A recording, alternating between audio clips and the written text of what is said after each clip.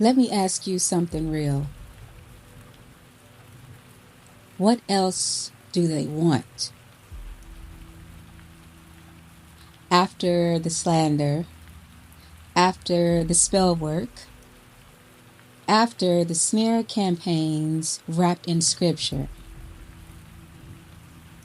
after calling you crazy for feeling what was never spoken, after praying against your purpose in pews built on performance, after exiling you, mocking you, and standing shoulder to shoulder with the people who laid hands on you, not to heal, but to harm.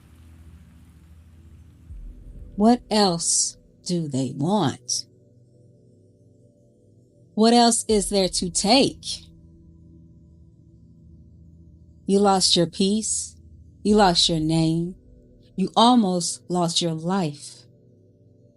And they're still watching, still whispering, still lining up their group chats in dirty intentions like daggers. What else do you want? What else do they want? Still trying to figure out how to bury your future just because you didn't stay in the seat they assigned you. Let's talk about it.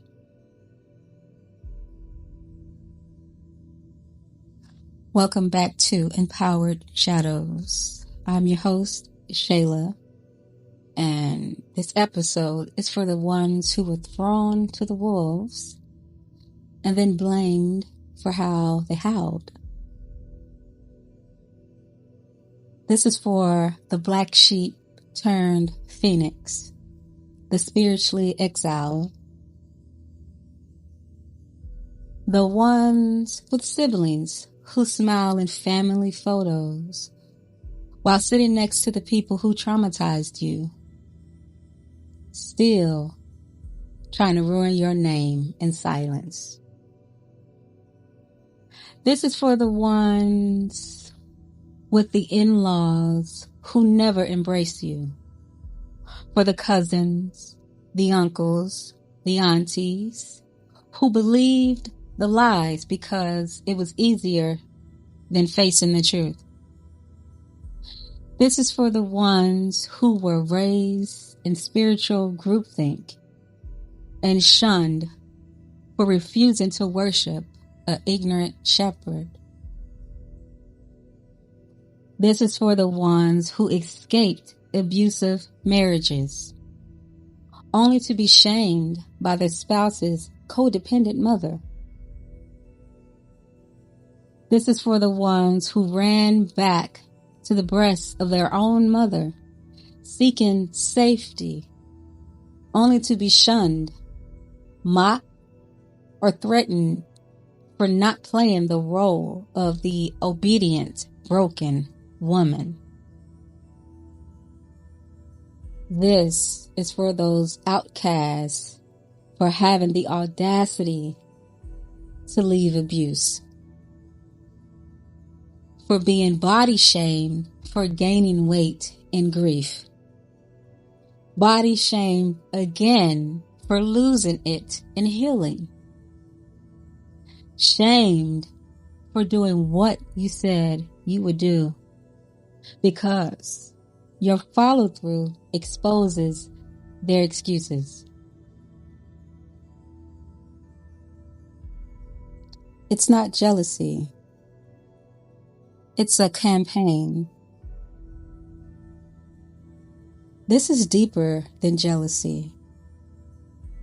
This is a coordinated effort to erase you spiritually. They want your confidence crumbled, your voice cracked, your path detoured, your relationships destroyed before they can even take root. They want you second-guessing your purpose, disbelieving your own intuition, mistrusting every good thing that comes near you. Because if you keep growing, if you keep glowing, if you keep choosing yourself, it exposes the lie they all agreed to tell. And the most insidious part, it wasn't always direct. Sometimes it came wrapped in tradition, in obedience, in bloodlines, in church pews, and childhood codes of silence. Indoctrined into betrayal. You weren't just hurt. You were programmed to betray yourself. Raised to believe loyalty meant silence.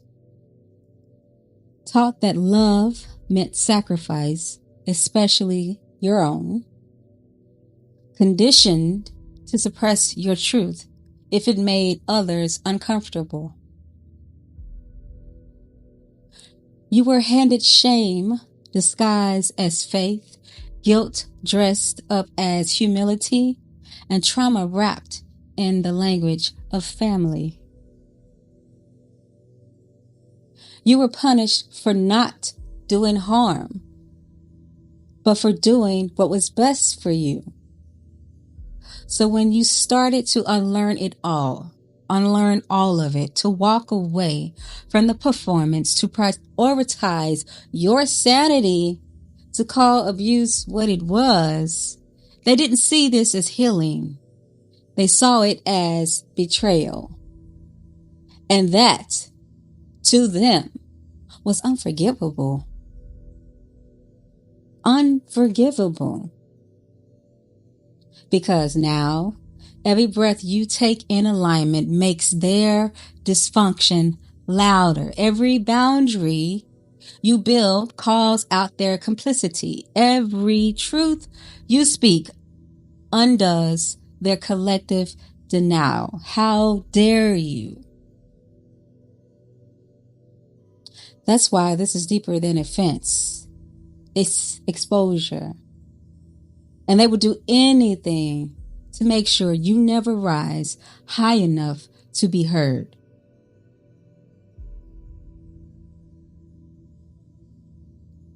The silence was its own curse. There's a cruelty in silence. Not the sacred kind, but the calculated kind. The kind where people know you're drowning, but look away and call it grace. The kind where they whisper prayers around your name, but never once reach for your hand. Let's speak on the ones who watched you fall, who heard the screaming behind your smiles, who nodded along to your abuser's stories, and still brought them to family gatherings. They didn't throw the punch, but they held the door open. They didn't write the lie, but they passed the note. And now they cloak themselves in neutrality as if heaven doesn't recognize cowardice.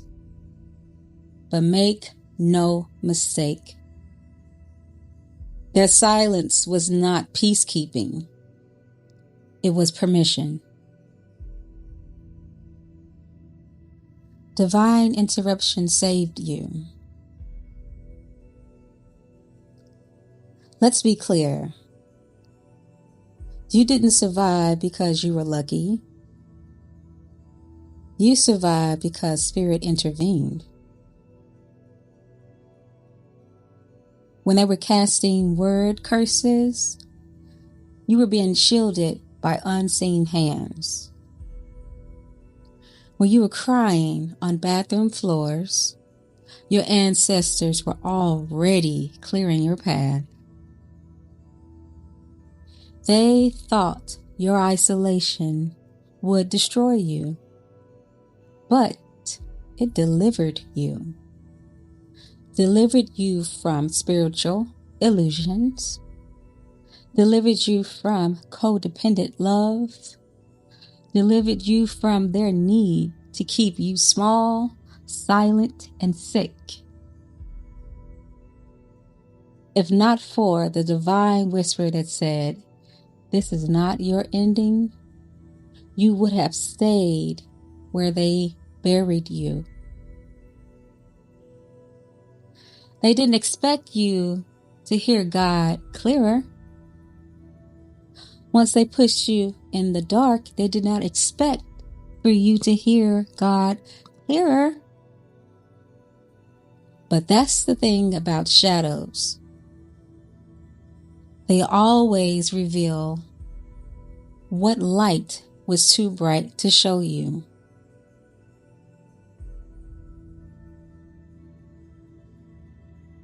Their end goal was your erasure. They didn't just want to silence you. They wanted you erased. Not just forgotten, but discredited, deleted, rewritten. They wanted your name off lips, your truth off timelines, your growth to be so sabotaged, so badly you question if it ever existed. Because you were never meant to survive their rituals, their campaign, their attack on your life, future. Your healing wasn't part of the script. No. Your clarity disrupted their control. And so they stalked your progress, mocked your glow, sent shade and silence in place of support. Not because you hurt them, no, but because your healing reminded them that they're still broken. Your healing reminded them that they are broken. Your healing reminded them that they are broken and make no attempts to repair. Let that sink in. Your very joy is a judgment. Your peace is a prophecy. Your rise is their reckoning. So when you ask, what else do they want? What do they want? What do you want? You're not asking in confusion. You're asking in revelation. Because the answer is already written. They want your disappearance. Because your presence is a mirror and they can't stand what it reflects.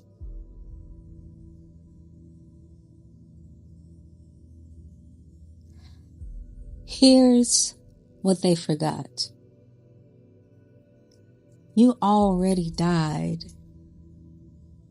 And the version of you they buried, she left a map and ashes. You came back stronger, sharper, sanctified. You carry your name in your own mouth now. You bless your own body. You defend your own soul. They tried to curse you and called it intercession. They tried to shame you and called it community.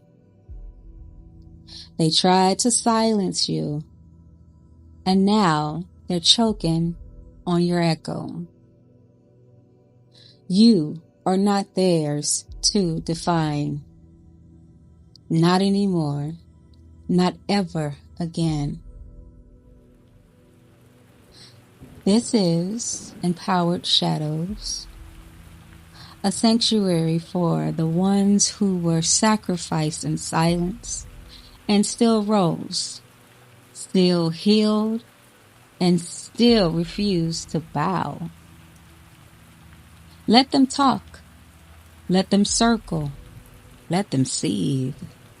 Let them suffer in the energy they try to bury you with. You were never theirs to destroy. And your survival is a curse breaker.